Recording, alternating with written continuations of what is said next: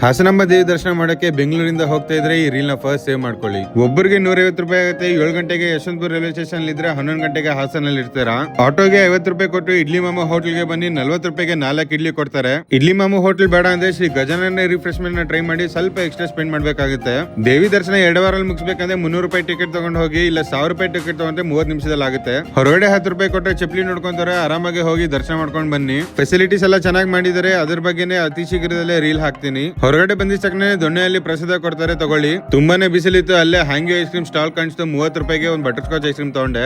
ಆಟೋಗೆ 50 ರೂಪಾಯಿ ಕೊಟ್ಟು KSRTC bus stand ಗೆ ಬಂದು ಅರಸೀಕೆರೆ ಹೋಗಕ್ಕೆ 60 ರೂಪಾಯಿ ಒಂದು ಟಿಕೆಟ್. ಅರಸೀಕೆರೆ ರೈಲ್ವೆ ಸ್ಟೇಷನ್ ಹತ್ರ ಇರೋ ಅಯೋಧ್ಯೆ ದರ್ಶನ್ಗೆ ಹೋಗಿ 50 ರೂಪಾಯಿಗೆ ಮಿನಿ ಮೀಲ್ಸ್ ವಿತ್ ಬಜ್ಜಿ ಕೊಡ್ತಾರೆ.